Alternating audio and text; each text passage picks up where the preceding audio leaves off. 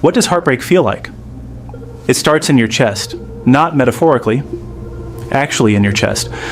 A tightness, a hollowness, sometimes a real physical ache just beneath the sternum. And the strange thing is, your body isn't lying to you. When someone says heartbreak hurts, they are describing a measurable biological event. Let's start with the brain, because that's where it truly begins. When you fall in love, your brain builds a reward circuit around that person. The ventral tegmental area, deep in the midbrain, floods your system with dopamine every time you see them, think about them, anticipate them. Over time, this person becomes wired into the same neural machinery that drives craving and addiction. Functional MRI studies on people who have just been through a breakup show something remarkable. The brain regions that light up are the same ones that light up in cocaine withdrawal. The nucleus accumbens, the caudate nucleus, areas built for wanting, not just liking, go into a kind of withdrawal state. You are not being dramatic when you say you're craving someone. Neurologically, you are. Then there's the pain itself.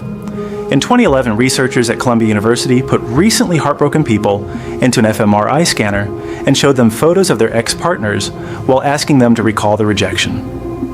The anterior cingulate cortex and the insula, the exact regions that activate when your body experiences physical pain, like a burn or a cut, lit up in near identical patterns. This is why we reach for words like, "it hurts," instead of, "I'm sad." Your brain is quite literally processing social rejection through overlapping circuitry with physical injury. Evolution didn't build a separate system for emotional pain. It repurposed the one already wired for survival. Now think about your actual heart, the muscle in your chest, because it isn't just a metaphor either.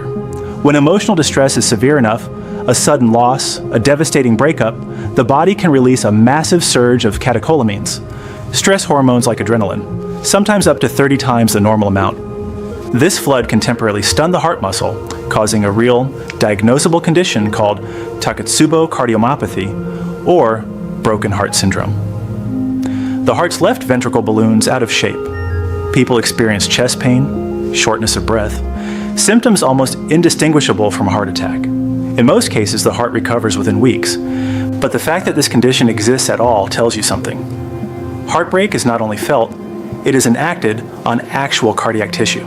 Meanwhile, cortisol, the body's primary stress hormone, rises and stays elevated. This is useful in short bursts. It sharpens focus, mobilizes energy, but sustained cortisol wears the body down. It disrupts sleep architecture, which is why heartbreak so often comes with lying awake at 3 a.m., replaying conversations. It suppresses appetite in some people and drives comfort eating in others, because cortisol also interacts with ghrelin and leptin, the hormones that regulate hunger. It can even dampen immune function, which is part of why people so often get sick in the weeks after a major breakup. The body's defenses are quite literally preoccupied. There's also a quieter chemical loss happening. Long-term attachment is partly maintained by oxytocin and vasopressin, hormones released during touch, intimacy, and closeness. When that source disappears, so does the steady supply. Some researchers describe this as a genuine withdrawal from a bonding chemical, not unlike the drop a nursing mother might feel if separated from her infant. The body had adapted to a certain baseline of connection, and now that baseline is gone, and it has to recalibrate. And then there's the gut. That sick, hollow feeling, the loss of appetite, the nausea, isn't only psychological. The vagus nerve links the brain directly to the digestive system, which is why intense emotional states register as physical sensations in the stomach. 90% of the body's serotonin is actually produced in the gut, not the brain. And the gut has its own dense nervous system, sometimes called the second brain. Heartbreak disrupts that gut-brain conversation, which is part of why so many people say they simply cannot eat. So why does it get better? This is the hopeful part, and it's just as biological as the pain. The brain is remarkably plastic. The neural pathways that were built around a person are strengthened through repetition, but they also weaken through disuse. As new experiences, new routines, and new social bonds accumulate, dopamine and oxytocin begin attaching to new sources. Cortisol levels gradually normalize. Sleep stabilizes. The same fMRI studies that show grief lighting up pain centers also show, months later, a measurable quieting of that activity. The circuitry doesn't disappear, but it fades in intensity, the way a scar remains but stops hurting. Heartbreak, then, is not a poetic exaggeration. It's a full-body event, a withdrawal, a stress response, a temporary reshaping of the heart itself, and a slow biological process of rewiring back toward equilibrium.